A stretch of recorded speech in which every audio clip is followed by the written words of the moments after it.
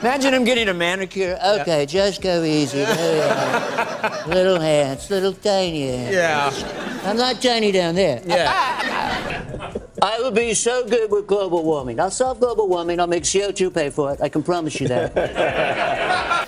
I figure if he starts World War III, we'll be in our bunkers. He'll still be selling us on closed circuit TV. You know, we had a fabulous nuclear war. It was fabulous.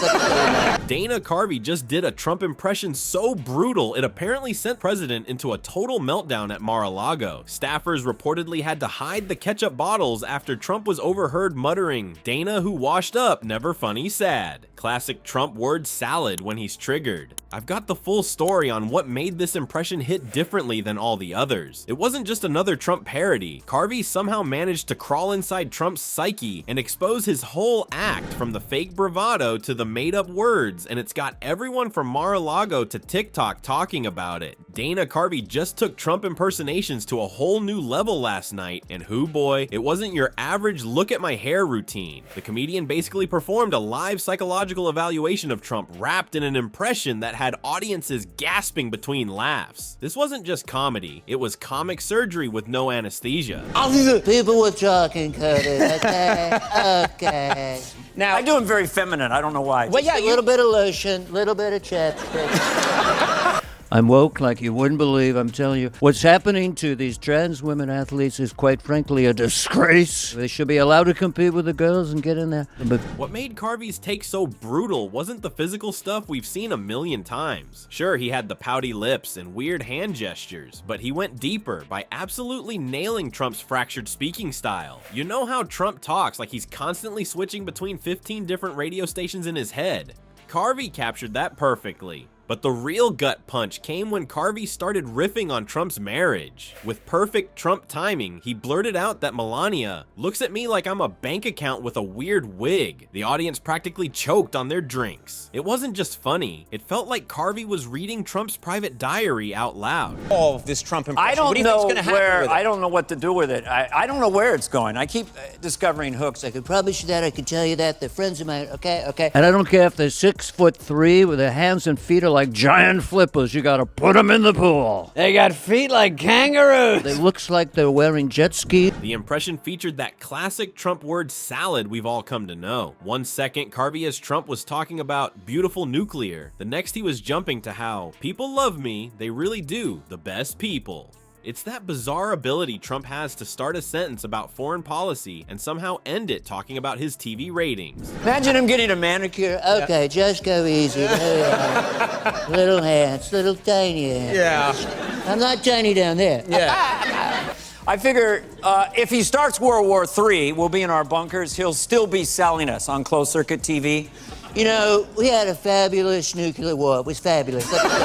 Carvey also showcased Trump's talent for making up completely meaningless words and phrases that somehow sound important. He threw out terms like super duper missile defense and tremendous patriotic energy levels, which mean absolutely nothing but sound exactly like something our president would say with complete confidence. The most painful truth in Carvey's act was capturing how Trump constantly redirects every topic back to himself. Carvey would start talking about literally anything: inflation, baseball, breakfast cereal, and within seconds, his Trump persona was explaining how everyone was saying he was the best at it. Maybe ever. That's what they're saying. Gen Z didn't miss a beat. Within hours, TikTok was flooded with teenagers in oversized suits and orange makeup doing split-screen duets with Carvey's impression. Tremendous nuclear war. Your bunkers are terrific. Your bunkers are fabulous. The Chinese bunkers are a disaster. They're a disaster. Okay. Many people, excuse me, many people, excuse me, many people, excuse me, many, you're gonna be happy, you're gonna be happy, like, you know, happy, you're gonna be, excuse me. One video hit 2 million views in just a day, with kids literally lip-syncing the bank account with a weird wig line while doing that signature Trump head tilt. While Gen Z was making those viral videos, the real Trump was having a complete nuclear meltdown down in Florida. What happens when a 77-year-old president with skin thinner than wet toilet paper gets roasted on national TV? According to insiders, Mar-a-Lago staff had to activate their emergency protocols, and I'm not even making that up. Sources close to Trump's inner circle describe what happened as nothing short of a Trump catastrophe. It wasn't just your average bad day. We're talking full-blown temper tantrum that had his staff running for cover. The man who constantly brags about being tough apparently crumbles faster than a cookie in milk when a comedian makes fun of his marriage. I figure if he starts World War III, we'll be in our bunkers. He'll still be selling us on closed-circuit TV. You know, we had a fabulous nuclear war. It was fabulous. Trump is like, you know, how are you qualified to be president? Because I'm good, okay? I'm so good. I know how to do it, okay? Okay? In typical Trump fashion, he was reportedly overheard muttering the extremely eloquent comeback. Dana, who washed up, never funny, sad. Absolutely devastating critique there, really showing off those amazing words he always talks about having. The irony is thick enough to spread on toast. His response was basically a live demonstration of exactly what Carvey was mocking. You're trying to figure out the appeal of Donald Trump.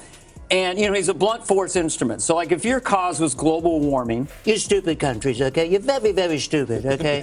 You're spewing all this stuff in the air. The details get even funnier. Trump's staff apparently has actual post-comedy protocols they implement whenever their boss gets roasted on TV. These include hiding ketchup bottles, yes, really, and making sure the TVs stay far away from comedy channels. Imagine being so fragile that your employees need a special playbook for when people make jokes about you. In a moment that perfectly captures his disconnect from reality, Trump reportedly demanded someone find out who Dana Carvey is, as if one of Saturday Night Live's most famous alumni from the 1980s is some random nobody. This is the guy who gave us Wayne's World and The Church Lady, but apparently that information never made it into the presidential briefings. And you're going to the conference, who would you rather have with you than Donald Trump? Because he'd be like, you know, I will be so good with global warming. I'll solve global warming. I'll make CO2 pay for it. I can promise you that.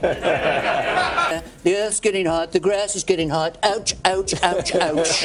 Perhaps the most telling detail? Sources claim Trump's reactions get measured on something staffers call the RTOR scale. Republican Temper Outburst Rating. I'm picturing a little thermometer like they use for fundraisers, but instead of money, it measures presidential meltdowns.